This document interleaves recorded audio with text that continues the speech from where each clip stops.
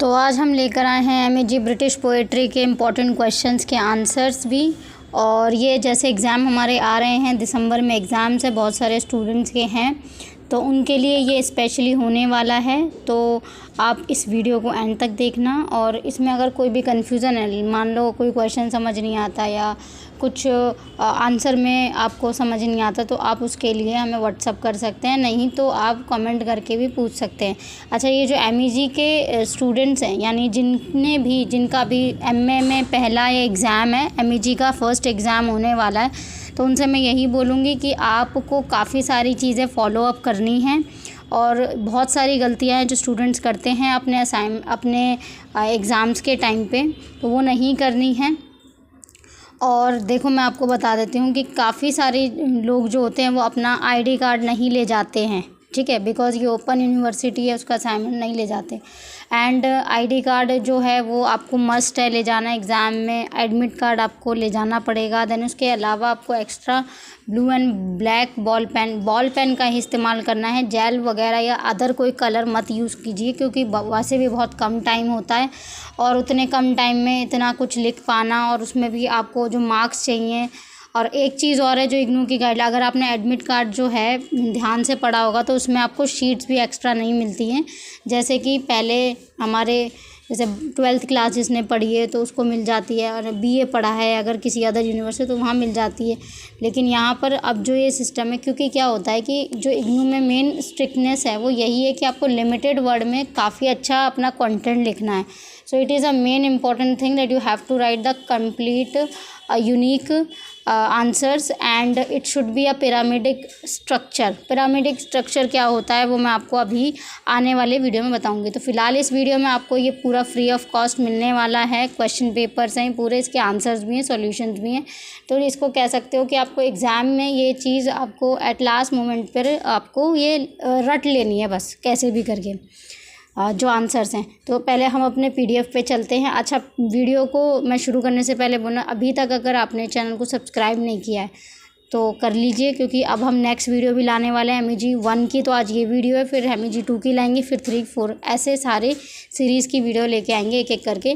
तो बहुत सारा कंटेंट आने वाला है, तो आप इसके लिए पहले से ही सब्सक्राइब कर लीजिए। तो चलिए हम चलते हैं अपने पीडीएफ पर। सो ये हमारा पीडीएफ है। अगर आपको मान लो ये पीडीएफ बाय करना है, ठीक है, ख़रीदना है, तो मैं वीडियो के एंड में आपको बताऊंगी कि कैसे ख़रीदना है। फ़िलहाल ये हमारा पीडीएफ है। पीडीएफ में आपको देखो ये सेट 1 है, सेट 2 हमारा अलग है, सेम इसी की तरह है। वो भी सेट में 2 सेट में इसलिए डिवाइड कर दिया क्योंकि बहुत बड़े थे, ठीक है, तो एक में हो नहीं पा रहा था पीडीएफ में, तो इसलिए सेट वाइज ही कर दिया। अच्छा, आरटीसीज़ हैं, ये आरटीसीज़ बहुत सारे, जितने भी आप मार्केट में देखोगे ना, जिन जिन के पास ये हैं, ठीक है, गैस पेपर बोलते हैं इसे, और प्रीवियस ईयर पेपर्स भी कुछ लोग बोलते हैं, दे देते हैं। तो ये जो चीज़ है ना, देखिए आरटीसीज़ नहीं होती ऑलमोस्ट उन चीज़ों में।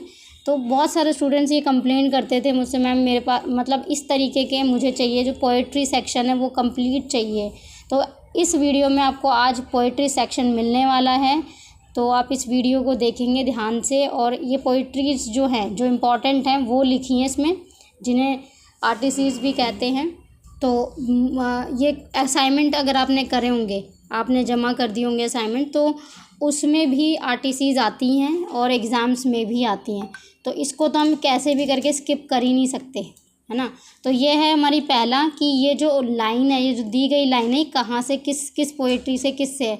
तो ये जो स्टैंजा है ये to his coy mistress which is written by Andrew Marvell के द्वारा। तो इनके द्वारा जो लिखी गई पोयम है उसमें से ये लाइन ली गई है। और मेटाफिज़िकल पोएट थे ये, बहुत ही फेमस थे, ठीक है, जॉन डन के बाद। इसमें ओपनिंग लाइन में क्या कहा गया है ना, देन सेकंड लाइन में क्या कहा गया है, पूरा डिटेल में आपको लिखना होता है। तो या आप इसको पॉज करके अपना नोट्स बनाइए। नोट्स बनाने का एक बहुत बड़ा फ़ायदा होता है कि आपको at last of the day exam, अगर मार्वल से रिलेटेड कोई क्वेश्चन या उस पर्टिकुलर पोएट्री से रिलेटेड कोई क्वेश्चन आ जाता है, तो you can be able to write down the answer.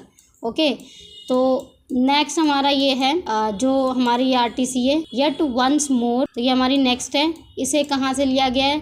लीसिडास bye John Milton की पोइट्री है ये। इसमें ओपनिंग लाइन में क्या कहा गया है? And then the next line में क्या कहा गया है, which is very important to write down, because ये लाइनिंग का ही गेम होता है in RTCs. You don't need to write down the complete so many words, but हाँ जितने भी आप लिख रहे हो you have to write down a clear concept जो कि उस लाइन में दिया गया है. देन हमारे पास दूसरा है स्टैंजाज जो हमारा सी है. और ये कहाँ से लिया गया है, ये लिया गया अलेक्जेंडर पोप की पोएम से, ड्यून्सियाड कुछ करके है हमारे लिटरेचर के इसमें.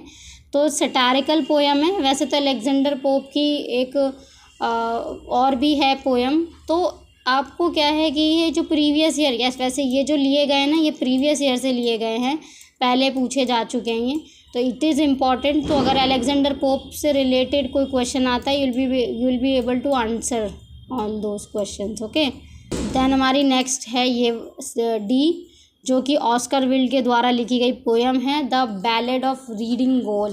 ओके, तो ये ऑस्कर विल्ड के द्वारा लिखी गई है. ओपनिंग लाइन में क्या कहा गया है, किसको सिग्निफाई किया गया है, and then next line what it like it explains.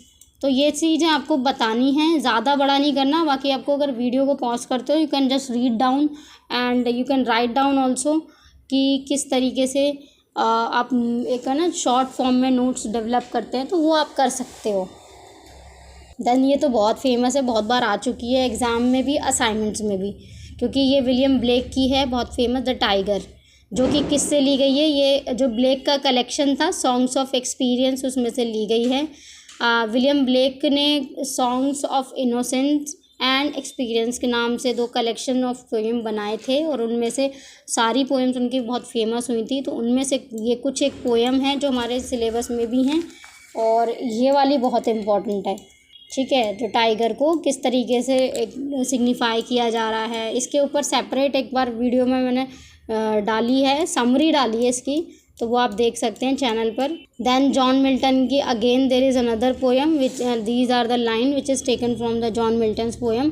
तो ये आप जो है जॉन मिल्टन इज़ इम्पॉर्टेंट. देखिए उसमें आपके जो इग्नू की टेक्स्ट बुक्स है उसमें जॉन मिल्टन काफ़ी बड़ा चैप्टर है, काफ़ी बड़ी पोइट्रीज़ दी गई हैं, तो उनमें से कोई ना कोई एक तो आपकी आएगी ही आएगी, इट इज़ 100% श्योर. तो ये हमारी आरटीसीज फिनिश हुई हैं. देन हमारा द सेकेंड क्वेश्चन है विच इज़ अबाउट चौसर. चौसर का पूरा चैप्टर है, और चौसर की जो द नन्स प्राइस टेल है उसके बारे में बताना है आपको कि किस तरह से उन्होंने हैंडल की. तो you can just need to do know the answer writing that how you have to write down. तो first you have to write down the introduction which is must, क्योंकि आपका जो आंसर का पैटर्न होगा उसी से आपको मार्क्स मिलेंगे. Then there is you have to explain the क्या स्टोरी है ये भी लिख सकते हो, और उसमें क्या मॉरल लेसन्स है वो भी लिख सकते हो. So it's up to you. ठीक है, आप किस तरीके से याद रखते हो. फिर मैं again I would like to say that आप नोट ज़रूर बनाएं. जैसे चौसर की पोएट्रीज़ हैं, जो ये चौसर का कोई बैकग्राउंड एनालिसिस है, it can be asked by the teachers. Then there is a structure element and the narrative techniques in this, तो वो भी इम्पॉर्टेंट है. Narrative techniques is important because Chaucer के जो टाइम है ना, जो इंग्लिश लिटरेचर का टाइम है, उस टाइम पे उन्होंने जो स्टार्ट की थी पोएट्री और अपना जो टेक्स्ट है वो लिखना, वो अपने आप में एक बहुत अच्छा था उस टाइम के मुकाबले. और बहुत सारे अगेन अपकमिंग राइटर्स जो थे उन्होंने इन्हीं का एग्जाम्पल लिया था अपनी पोएट्रीज़ में. तो ऑब्वियसली बातें इम्पॉर्टेंट तो होंगे ये बहुत ज़्यादा. देन हमारा यहाँ पे ये एंड होता है. ये एक तरीके का आंसर का राइटिंग पैटर्न है जो कि you can follow. Conclusion is important also again. तो ये आप क्योंकि इसमें क्या है, पूरा आपने क्या लिखा है, क्या बताया है, just like you can read down this, क्योंकि अब एक एक पॉइंट में आपने यहाँ पे मॉरल बताया था, सटायर बताया था, स्ट्रक्चर एलिमेंट्स बताए थे, रिलीजियस एलिगरी बताई थी. तो ये सब चीज़ें you have to include in the conclusion so that if examiner will check your copy so it can be easily read by that कि यहाँ पे क्या क्या है, क्या क्या नहीं है, मतलब एक तरीके से एक फुल्ली एनालिसिस हो जाए. तो ये एक लिमिटेड पैराग्राफ में काफ़ी अच्छा आप बना सकते हो आंसर को. ठीक है, क्योंकि आपके पास शीट्स भी ज़्यादा नहीं हैं. तो आपका जो पहले का पैटर्न था कि बहुत सारा लिख के आ जाएंगे तो हमें मार्क्स में, तो बहुत सारे में तो फिर वो लिमिटेड ही है सबके लिए. Then there is a third question which we have is draw a comparison between the epithalamion and the prothalamion as a wedding song. Answer with suitable example, which is very very important, which is very because भाई बहुत बार exam में, बहुत बार assignments में काफ़ी बार पूछा जा चुका है, तो ये तो है ही आपके लिए मस्ट है, नहीं तो जो स्पेंसर की पोइट्रीज है उसमें से कुछ आ जाएगा. तो again you have to write down the introduction, follow this. ठीक है, एपिथेलेमियन कहाँ से लिया गया वर्ड एंड किस तरह की पोएम है वो इसमें बताया गया है. स्ट्रक्चरल एलिमेंट्स क्या क्या हैं, इमेजरी एंड सिम्बॉलिज्म जो यूज़ किए गए हैं इसमें, तो वो किस तरीके के, लाइक ब्लूमिंग फ्लावर्स यूज़ किए, singing of words, flying reverse, तो इस तरीके के किए गए हैं इसमें. और इसके अलावा प्रोथैलेमियन में भी किए गए हैं. तो अलग अलग तरीके से इनमें अलग अलग सिम्बॉलिज़म्स दिए गए हैं. तो यू कैन जस्ट कहते हैं ना, एक मार्क लगा लो आप अपने माइंड में भी कि भाई हाँ इस वाली पोइट्री में ये चीज़ बताई गई है, मेजर जो थिंग्स हैं. ठीक है, फिर रिदम किस तरीके की है वो you can just read this. तो इसके अलावा फिर लास्ट में आपका कंक्लूजन बचता है, then you can just merge all the above points in this conclusion. Then हमारा आया fourth question, who were the pre Raphaelites and what were the characteristics of the movement and critically appreciate any one of them of this age movement. बहुत important है, आ भी चुका है भाई, बहुत बार एग्ज़ाम में आ चुका है, असाइनमेंट्स में भी आ चुका है. ये पिछली बार आया था असाइनमेंट्स में लास्ट ईयर में, और एग्ज़ाम में उससे पहले भी आया था, और बीच में कहीं जिस टाइम पे एग्ज़ाम उसमें नहीं आता ना, असाइनमेंट्स में एग्ज़ाम्स में आ जाता है. So again it is also very important. Pre Raphaelite brotherhood क्या था, मूवमेंट क्या था, वो चीज़ है इसमें. तो आप इसके कैरेक्टरिस्टिक्स लिखेंगे, इसमें पॉइंट वाइज दिए गए हैं. You can just read a one point and then you can make your again your analysis based on this point.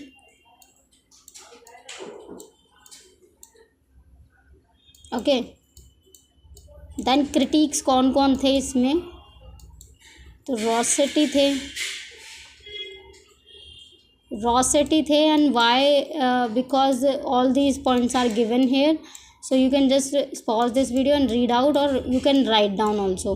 अच्छा, राइटिंग की प्रैक्टिस कई बार स्टूडेंट्स को नहीं होती है, तो I would like to tell you that practice your writing also, है ना. एक दिन पहले before the exams you can write down so many para, so many question, so many answers, practice. Okay, because at the time of exams अगर आपकी practice नहीं होती है तो फिर वही है ना, टाइम लग जाता है ज़्यादा and you can't be able to write down more as you know. तो ये फिफ्थ क्वेश्चन हमारा है, जिसमें मैंने बताया था आपको मेटाफिजिकल पोएट्री जॉन डन के बहुत ही इम्पॉर्टेंट है, जो कि 17th सेंचुरी की बहुत ज़्यादा कॉमनली टर्म थी, जो कि राइटर्स के द्वारा उसी को फॉलो किया जाता था. तो मेटाफिजिकल पोएट्रीज़ के ये हमारे कैरेक्टर्स हैं जो आप देखेंगे. ठीक है, ऑल आर द कैरेक्टर्स. और लव एंड सेंसुअलिटी थी जो था, और इन्फ्लुएंसर्स जो थे वो ये थे John Donne and Andrew Marvel की हमने एक पोएम भी ऊपर डिस्कस की है ना अभी, तो वो बहुत फेमस थे मेटाफिजिकल पोएट्रीज़ में. इनकी है ना टू हिज कॉय मिस्ट्रेस. तो this is all about this question fifth. Now we have a sixth question, would you agree that the Amoretti sonnets by Spenser's are replete with images of sensuality? Provide a detailed analysis or answer covering the poet, his beloved, and the age during which he wrote. So you have to mainly you have to analyze the background also in this answer.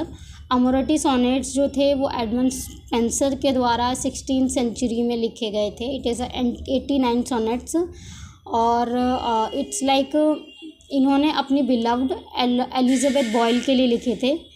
तो basically उन्हीं का पूरा वर्णन है, उस time के era, उस time की चीज़ें, है ना. जैसे हिस्टोरिकल कल्चरल डिफरेंस है, उस टाइम पे जो क्वीन एलिजाबेथ वन थी, जिन्होंने 1558 से 1603 तक जो है अपना राज किया था, उस टाइम का था. फिर उसके बाद जो थे पोएम्स जो थे इसमें, जो ऑलरेडी राइटर्स थे इसमें, विलियम शेक्सपियर थे, क्रिस्टोफर मार्लो थे, अच्छा, ये दोनों जो हैं ये किस चीज़ के लिए फ़ेमस हैं, आप मुझे कमेंट करके बता सकते हैं। William Shakespeare and Christopher Marlowe, क्योंकि पोएट्री तो इनकी इतनी फ़ेमस नहीं है, लेकिन क्या चीज़ फ़ेमस है वो आप मुझे बताएं। तो ये आप पूरा जो है कर सकते हो, बिल्कुल प्रैक्टिस कर सकते हो भाई। एग्ज़ाम में आना ही आना है, इनसे रिलेटेड कुछ ना कुछ वो अपने हिसाब से दे देंगे। बट हाँ, आपको आंसर राइटिंग पैटर्न तो बी लाइक सेम ऑलमोस्ट। अगर आप थोड़ा सा बनाएंगे तो जैसे पहला क्वेश्चन किसी और तरीके से आ गया लेकिन रिलेटेड है, तो आपको बस वही है ना, ऊपर से कुछ थोड़ा बहुत एक अंडरस्टैंडिंग पैराग्राफ लिखना है, देन उसके बाद सेम ही ऑलमोस्ट आएगा सारी चीज़ें उसमें। Then we have a 7th question, would you agree that Puritanism के बारे में है, जो कि मिल्टन के टाइम पे हुआ था। John Milton again very important character in British poetry. तो प्यूरिटनिज्म जो था उसके बारे में आपको बताना है पहले तो, कि भाई क्या था ये, एक कौन सा ग्रुप था जिसमें इंग्लैंड में हुआ था, और फिर उसके बाद इसको राइटर्स की लाइफ पे क्या इम्पैक्ट हुआ था, और मेजरली मिल्टन की लाइफ। ठीक है, तो बहुत फेमस है ये, इसके ऊपर मैंने अलग से वीडियो भी बना रखी है प्यूरिटनिज्म के ऊपर, और माई एग्ज़ाम सोल्यूशन की वेबसाइट पे तो इसके बारे में पूरा डिटेल में लिखा हुआ है ईजी लैंग्वेज में। पॉलिटिकल इंगेजमेंट किस तरह, अच्छा इंग्लैंड में सिविल वॉर हुआ था इस टाइम पे 1640s में, वो बहुत इम्पोर्टेंट है।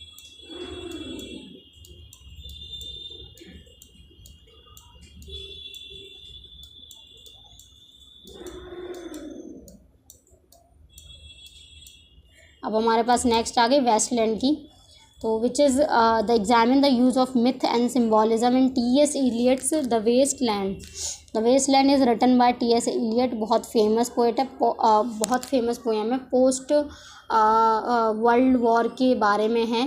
तो आप इसको ईज़िली, एक है ना, इसकी पोएम की समरी बहुत अवेलेबल है ऑन यूट्यूब चैनल पे, हमारे भी है। तो आप इसको बिफोर राइटिंग और बिफोर कि मतलब नहीं समझ में आ रहा, reading the text you can just go through their and you can just see the summary in Hindi medium.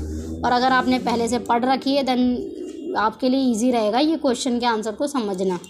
अगर मैं बताऊं, अगर आपको ये क्वेश्चन का आंसर नहीं समझ में आ रहा तो आपको ये है, वीडियो वगैरह हैं ऑलरेडी यूट्यूब पर, तो जिसमें समरी बताई गई है द वेस्ट लैंड की, तो आप वहाँ पे जाके पहले समरी पढ़ेंगे, फिर उसके बाद वापस इसी वीडियो पे आके आपको ये जो टेक्स्ट है ये आप तब आपको समझ में आ जाएगा।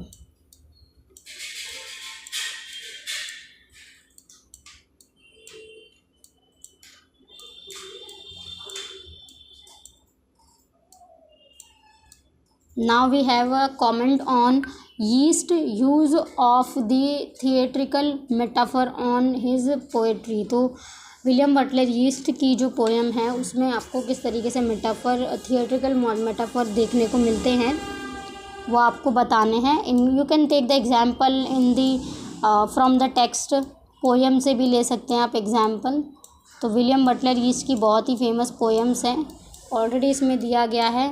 सेलिंग टू बाइजेंटियम है, एन एज्ड मैन इज़, जिसमें एक जैसे सेलिंग टू बाइजेंटियम में भी इस तरह के मेटाफर का यूज़ किया गया है और देखने को मिलेंगे इनकी पोएट्रीज़ में।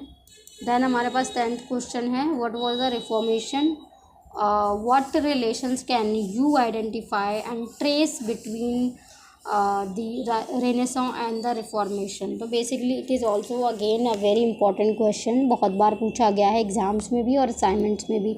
What are the basic difference between both of them. तो यहाँ पर इंट्रोडक्शन आप करेंगे, so you can just write down about difference from the beginning, कि क्या होता है क्या नहीं होता है, रिफॉर्मेशन क्या होता है एंड रेनेसां क्या होता है। रेनेसां तो ऑब्वियसली हर एक कैटेगरी में, हर एक सब्जेक्ट में इसको बताया जाता है और हर एक सब्जेक्ट के लोगों को ऑलमोस्ट पता है, पर रिफॉर्मेशन क्या होता है वो आप इसमें से देख सकते हैं।